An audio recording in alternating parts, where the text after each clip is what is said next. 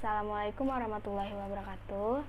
Perkenalkan, nama saya Dewi Wulansari bersama rekan saya Yuliana Iping. Di sini saya ingin mempresentasikan materi tentang penduduk tenaga kerja, kesempatan kerja, dan pengangguran. Jadi, terdapat definisi dalam nilai universal, pendudukan itu merupakan pelaku dan sasaran pembangunan sekaligus yang menikmati hasil pembangunan. Dalam kaitan peran penduduk tersebut, kualitas mereka perlu ditingkatkan dan pertumbuhan serta mobilitasnya harus dikendalikan. Jadi di sini dengan bertambahnya jumlah penduduk, maka akan meningkatkan yang namanya angkatan kerja. Namun karena jumlah kesempatan kerja itu tidak seimbang dengan jumlah angkatan kerjanya, maka di sini akan menimbulkan yang namanya pengangguran. Dan sebelum berbicara lebih tahu, kita harus mengetahui dulu konsep teori kependudukan itu seperti apa, dan di sini para pakar itu telah mengemukakan teorinya. Teori pertama telah dikemukakan oleh Malthusian, yaitu tekanan penduduk yang terdapat pada suatu negara merupakan tekanan terhadap bahan makanan. Dan yang kedua itu terdapat teori Marxis yang dikemukakan, yaitu tekanan penduduk yang terdapat pada suatu negara itu merupakan tekanan terhadap kesempatan kerja. Dan di sini terdapat 3 komponen demografi. Ada 3. Yang pertama fertilitas atau kelahiran, yang kedua itu mortalitas, kematian, dan yang ketiga itu migrasi atau mobilitas. Sekarang saya akan membahas tentang mobilitas. Jadi mobilitas dapat dibagi menjadi 2. Yang pertama itu ada mobilitas permanen dan mobilitas tidak permanen. Dan mobilitas permanen ini bertujuan untuk menetap dan tidak berbolak-balik ke tempat asal. Mobilitas permanen itu meliputi transmigrasi, urbanisasi, serta imigrasi. Dan transmigrasi itu adalah perpindahan penduduk dari wilayah yang padat ke wilayah yang jarang ada penduduknya. Serta yang kedua itu ada urbanisasi, yang merupakan perpindahan penduduk dari wilayah ke wilayah perkotaan. Dan yang ketiga itu ada imigrasi, yaitu perpindahan penduduk dari satu negara ke negara lain. Tuh. Dan di sini terdapat yang namanya mobilitas tidak permanen. Mobilitas tidak permanen itu bertujuan untuk tidak menetap, dan itu sifatnya itu hanya sementara. Dan orang yang melakukan mobilitas ini akan kembali ke tempat asalnya, sebagai contoh komuter atau penglaju. Nah, ini merupakan bentuk mobilitas tidak permanen yang melakukan pergi dan pulang tanpa menginap di tempat yang dituju. Dan ini tuh biasanya dilakukan oleh pekerja yang bepergian ke suatu kota untuk bekerja lalu kembali ke tempat tinggalnya. Lalu di sini saya akan membahas yang namanya imigrasi, yaitu imigrasi dalam negeri dan imigrasi luar negeri. Jadi sebelum saya membahas lebih lanjut, kita harus mengetahui dulu apa penyebab orang-orang itu melakukan imigrasi.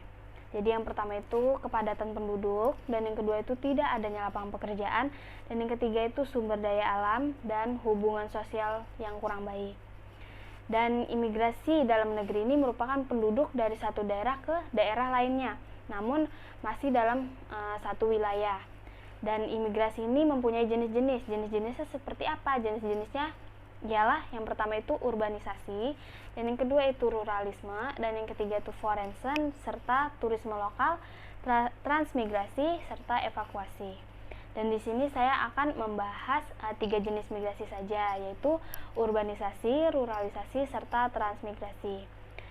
Yang pertama itu ada urbanisasi, yang merupakan perpindahan penduduk dari desa ke kota. Dan urbanisasi sendiri ini mempunyai faktor pendorong dan faktor penariknya. Faktor pendorongnya itu seperti apa?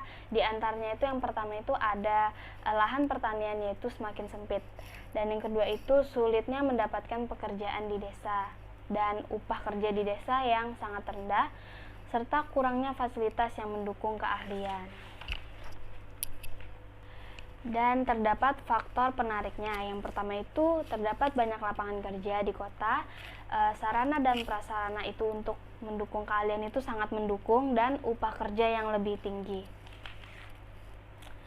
Dan di sini ada ruralisasi. Jadi ruralisasi itu adalah perpindahan penduduk dari kota ke desa untuk tujuan menetap, dan ini merupakan kebalikan dari urbanisasi. Lalu di sini ada transmigrasi, yaitu merupakan perpindahan penduduk dari suatu wilayah ke wilayah lainnya. Dan transmigrasi ini biasanya adalah program dari pemerintah untuk meratakan penduduk di suatu negara yang belum merata atau memiliki ketimpangan penduduk yang tinggi.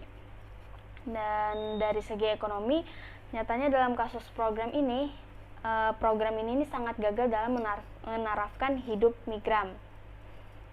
Selanjutnya ada migrasi luar negeri. Jadi migrasi luar negeri ini merupakan penduduk dari satu negara ke negara lain yang bertujuan untuk mendapatkan kehidupan dan penghasilan yang lebih baik dari di negara sebelumnya.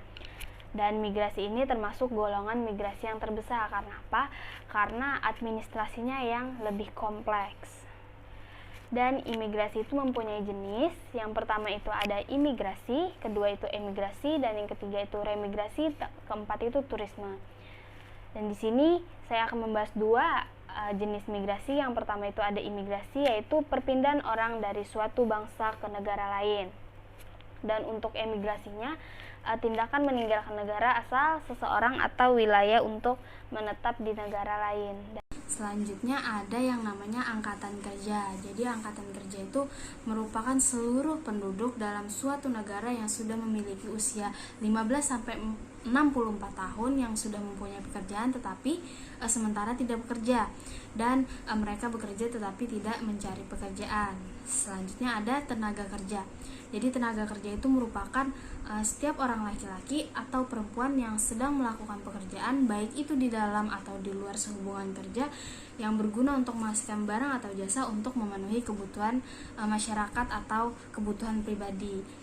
Dan tenaga kerja ini dapat diklasifikasikan menjadi tiga. Yang pertama itu ada tenaga kerja terdidik, yaitu tenaga kerja yang memiliki suatu keahlian atau kemahiran dalam bidang tertentu dengan cara sekolah formal atau non formal.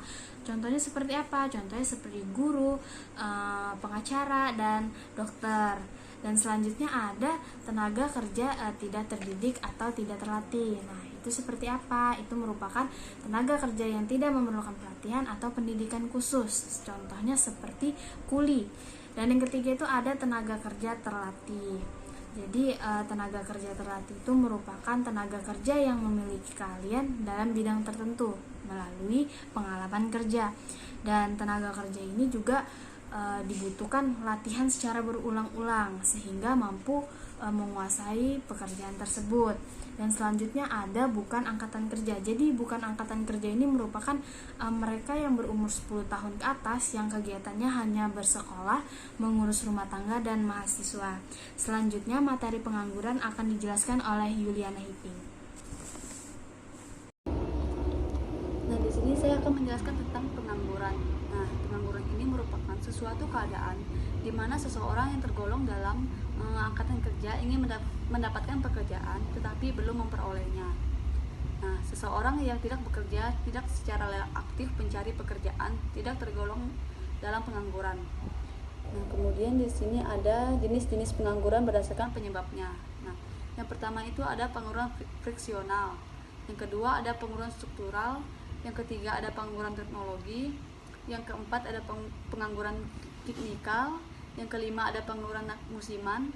Yang keenam ada pengangguran setengah menganggur. Dan yang ketujuh yang terakhir ada pengangguran total. Kemudian di sini ada akibat dari pengangguran. Yang pertama itu ada pengangguran mengurangi pendapatan masyarakat serta mengurangi tingkat kemakmuran yang mereka capai. Yang kedua, pengangguran menimbulkan masalah ekonomi dan sosial. Dan yang ketiga, pengangguran dapat mengurangi tingkat konsumsi secara agregat. Dan yang keempat, yang terakhir, pengangguran yang buruk akan menimbulkan masalah kekacauan politik dan prospek pembangunan ekonomi dalam jangka panjang. Nah, kemudian di sini ada pengangguran dikelompokkan menjadi 3 bagian. Yang pertama ada pengangguran terselubung. Jadi pengangguran terselubung ini disebabkan karena banyaknya jumlah tenaga kerja untuk sebuah unit pekerjaan. Jadi walaupun sudah mengurangi tenaga kerja hingga jumlah tertentu, tidak mengurangi jumlah dari produksi. Yang kedua ada pengangguran setengah menganggur. Jadi pengangguran setengah menganggur adalah pengangguran yang terjadi karena tenaga kerja tidak bekerja secara optimal, karena tidak mempunyai pekerjaan untuk sementara waktu. Contohnya itu seperti buruh bangunan. Jadi buruh bangunan ini yang telah menyelesaikan pekerjaannya di suatu proyek, untuk sementara waktu dia menunggu pekerjaan lainnya. Yang ketiga ini ada pengangguran terbuka. Jadi pengangguran terbuka adalah angkatan kerja yang sama sekali tidak mempunyai pekerjaan. Jadi pengangguran ini terjadi karena angkatan kerja tersebut belum mendapatkan pekerjaan padahal telah berusaha secara maksimal, atau dikarenakan faktor malas mencari pekerjaan atau malas bekerja. Demikian presentasi dari kami. Wassalamualaikum warahmatullahi wabarakatuh.